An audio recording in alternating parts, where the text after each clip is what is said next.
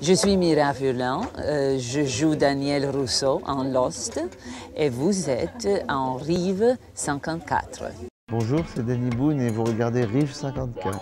De l'autre, bonjour, c'est Gérard Jugnot, vous regardez Rive 54. C'est Jean Dujardin pour Rive 54.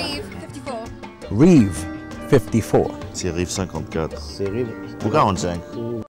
Bonjour et bienvenue dans Vue sur Rive 54. Dans les années 2000, l'un des plus beaux succès de la télévision était sans doute la série Lost. Nous avions eu la chance de rencontrer l'une des actrices principales de cette série, Mira Furlan. Mira, déjà, merci beaucoup de bien vouloir répondre à nos questions. Je vais déjà commencer avec Babylon 5 et votre personnage. Je voulais vous demander comment on crée un personnage qui n'a aucune référence réelle. C'est difficile pour une actrice, justement? La référence, c'est toi-même. Et tu essayes, comme dans tous les rôles que tu joues, tu essayes de reconnaître quelque chose dans toi-même qui réfère de ce caractère. Oui, c'est un alien, exactement. Mais quand même, il y avait aussi beaucoup de similarités, de coïncidences avec ma situation de quitter mon pays, de la guerre en mon pays, essayer de faire un pont, comment se dit, entre deux groupes qui sont hostiles, oui. Et ça, c'est la base de laquelle moi, et un acteur, travaille. Ça pouvait être une influence sur le scénario, je veux dire, ces sentiments que vous aviez, est-ce que vous pouviez les lancer sur le personnage, dire au producteur, elle ne dirait pas ça ou des choses comme ça par rapport à votre expérience? Je crois que Joe Straczynski, qui est un auteur très, je crois, sérieux en ce qu'elle fait, elle m'a entendu quand j'ai raconté ce qui s'est passé à mon pays et il l'a usé dans le matériel qu'il a écrit. Et tous les acteurs, c'est intéressant, tous les acteurs, pas seulement moi, ont eu la même impression que dans nos conversations, quand nous mangeons, nous avons mangé, the lunch, the breaks, il a toujours entendu et il a toujours reconnu quelque chose de notre personnalité. Et il était wise enough de l'user, ce matériel. Si je vous demandais une question générale de définir Babylon 5, en fait, pour moi, c'est une très belle série de science-fiction, mais c'est aussi l'aspect diplomatique que vous avez. C'est quelque chose qui a dû être intéressant pour vous en tant qu'actrice à explorer, non? Parce que là, vous aviez quelque chose à faire, vraiment.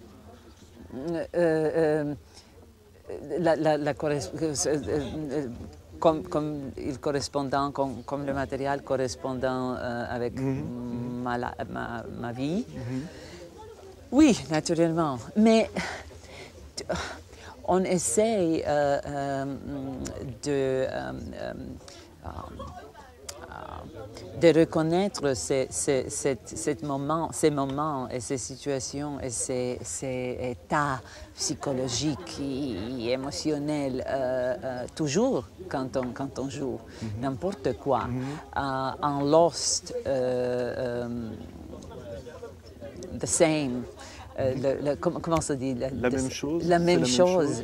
Je reconnais sa solitude, la solitude de ses caractères, le souffrir de ses caractères.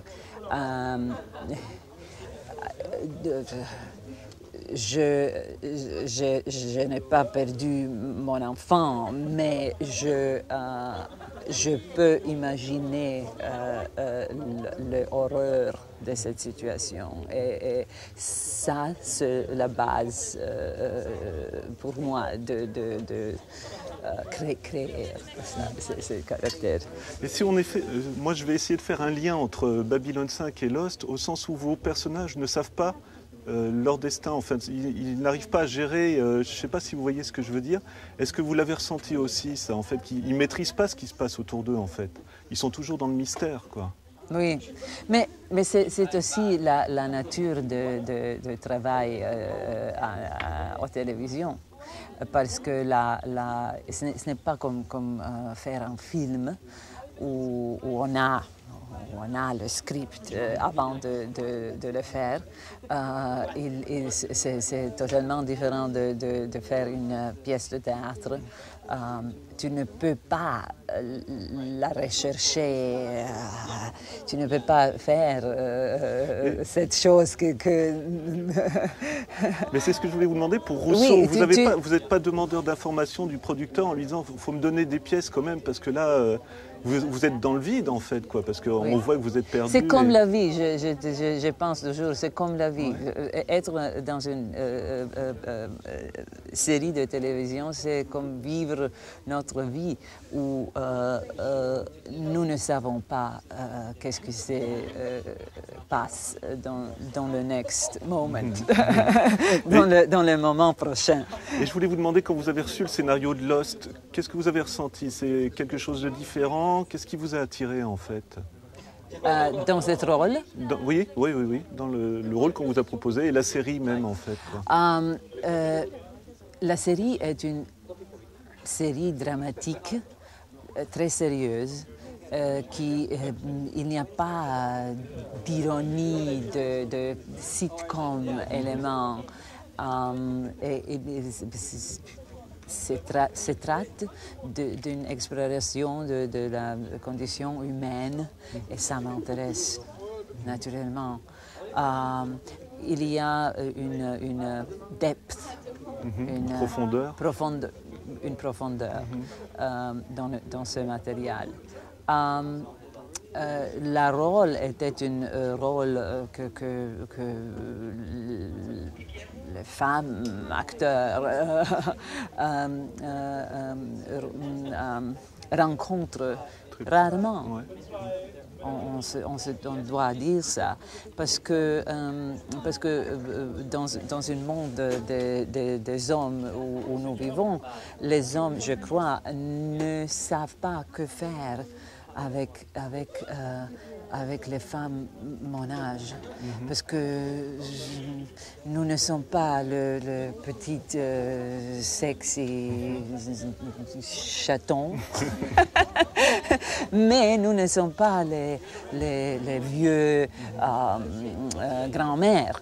Alors, c'est entre ces deux extrêmes, il y a une vide, un espace vide. Et je suis très heureuse que ce rôle est si complexe et si profond. Parce que ce rôle n'est pas seulement dure et forte et dangereuse, elle est aussi fragile, très fragile, et sensuelle et sensitive, émotionnelle. Et sa fragilité mentale vient de souffrir, de son souffrir, de la tristesse, de profonde tristesse. Et je le peux reconnaître et je crois que I made a bond with that. Je voulais juste vous demander le lien que vous avez avec l'acteur qui joue Saïd. Je suis désolé, j'ai oublié son nom, mais je trouve que c'est un acteur formidable. Dans la première saison, vous avez vraiment une rencontre violente et tout. Comment on prépare une scène comme celle-là et avec cet acteur, parce que vraiment je le trouve Cet excellent. acteur est exceptionnel. Ouais. Son nom est Naveen Andrews. Il a une carrière cinématographique sérieuse. Il est un acteur profond et généreux. Et nous avons eu un contact vrai qui était pur enjoyment, pleasure, plaisir. Et tous ces niveaux de cette premier épisode, c'était le meilleur matériel pour moi. Parce qu'il y avait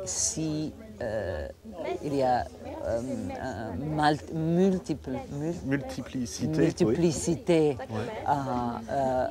de dangers, mais d'attractions, tout ça. Alors j'ai vraiment juste 2 questions. Je voulais vous demander, parce que la saison 2 va commencer en France à être diffusée, est-ce qu'on va voir Rousseau plus longtemps que dans la saison 1 en fait? Je suis dans quelques épisodes et le matériel est intéressant, je dois dire. Très bien, alors on n'en dira pas plus pour les spectateurs. Oui. Et vraiment dernière question, vous avez tourné dans le film Bunker Palace Hotel. Ah oui? Et quel souvenir vous en avez simplement? Oh, c'était merveilleux. Enki Bilal est un acteur, est un artiste vrai. Je l'aime, son travail. Et c'était très, très intéressant pour moi de travailler avec le grand Jean-Luc Trintignant et de rencontrer Maria Schneider, qui est une légende. Alors, c'était j'ai des souvenirs très, très bien. Bonjour, c'est Danny Boone et vous regardez Rive 54. De l'autre, Bonjour, c'est Gérard Rive Jugnot, vous regardez Rive C'est 54. Jean Dujardin pour Rive 54. Reeve 54. C'est Rive 54. C'est Rive Ou 45.